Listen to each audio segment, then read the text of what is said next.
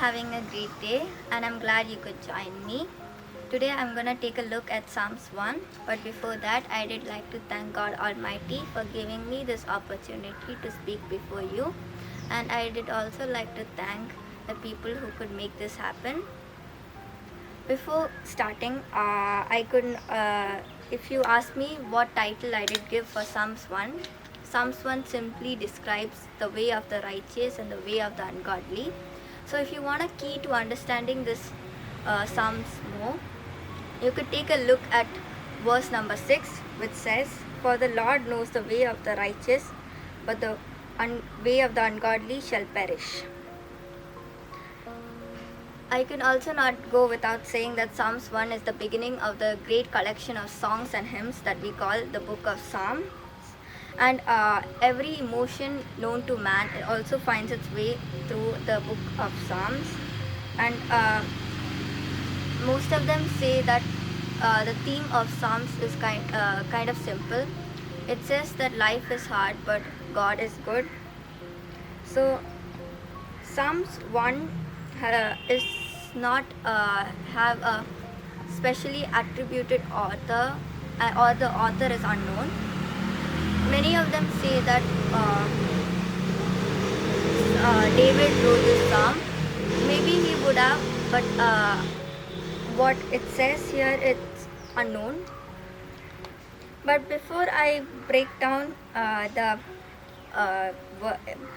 the chapter verse by verse, I'd like to read the whole chapter collectively and then break it down so that we can understand it little more.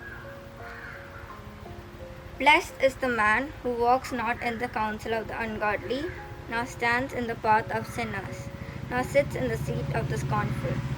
But his delight is in the law of the Lord, and in his law he meditates day and night. He shall be like a tree planted by the rivers of water, that brings forth its fruit in its season, whose leaves also shall not wither, and whatever he does shall prosper. The ungodly are not so, but are like the chaff which the wind drives away. Therefore the ungodly shall not stand in the judgment, nor sinners in the congregation of the righteous. For the Lord knows the way of the righteous, but the way of the ungodly shall perish. Now we know that we shall break the verses and understand them a little more better. So the first half of the chapter says the way of the righteous man, and the first verse also states what the righteous man does not do. So if we take a look at this verse, it says that blessed is the man who walks not in the counsel of the ungodly.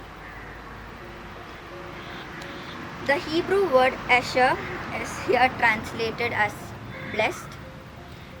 Asher means happiness or contentment. So the verse simply means happy or content is the man who walks not in the counsel of the ungodly. Asher is also deprived from the word Asher, that means straight or right. So we can further say that the verse means happy or content is the man who is straight or right with the God. The second line of the verse says, who walks not in the counsel of the ungodly, nor stands in the path of sinners, nor sits in the seat of the scornful. Here walk, stands and sit can be used to say the thinking, the behavior and the belonging of the righteous man. There is a way the righteous man does not walk. There is a path he does not stand in, and a seat also he does not sit in. This verse also says there is a different way in which a righteous man and an ungodly man thinks, behaves, and to whom he belongs to. But his delight is in the law of the Lord, and in his law he meditates day and night. What makes us happy, or what gets us excited? If being rich or humanly possessions make you happy, that means that you are a selfish or a self-centered person. But if you care more about your family or friends or people that's close to you, it means it's kind of better, but still it's not much. Here the second verse says that the righteous man's delight is in the law of the Lord. Here law does not mean in by the law part of this of the word of God, but it covers everything that the Lord has said. And in his law he meditates day and night. Normal people just read the Bible and kind of leave it there, but here the verse is saying you have to meditate on it. Reading is not enough. You need to think about it deeply. So we have to meditate on it day and night. And the next part of this psalm says that he shall be like a tree planted by the rivers of water, that brings forth its fruit in its season, whose leaf also shall not wither, and whatever he does shall prosper. Here the third verse states like he shall be like a tree planted by the rivers of water. It means that the righteous man will be like a tree that is planted in the fertile soil and has abundant source of water, planted by a tree that brings forth its fruit in its season.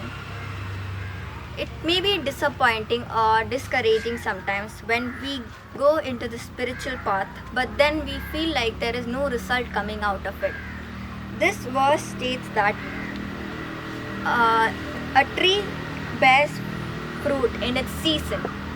That means everything has a time, and it also says that don't be discouraged or disappointed when you don't see your results coming really fast, because everything has its time, or as it says here, a season. Whose leaf also shall not wither. A righteous man will not be brown, dead leaves, which withered leaves, but will be green, lush leaves on a tree, and whatever he does shall prosper.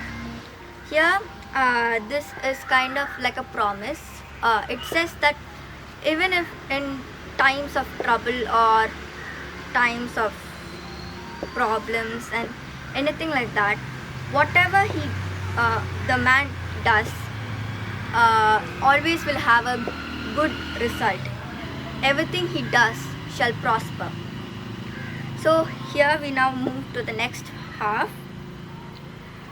which now states the result, or states the end, or the life of an ungodly person.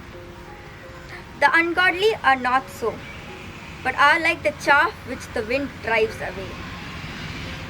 If you do not know what a chaff is, it's like a light covering of a grain which is often removed before grinding or making a flour out of it. So here it states that the ungodly man or woman is useless, it's unserviceable and not usable, clearly, that the wind drives away. So if any problems or any big problems, which here says the wind comes at their way because of their lack of weight or substance, it just flies away.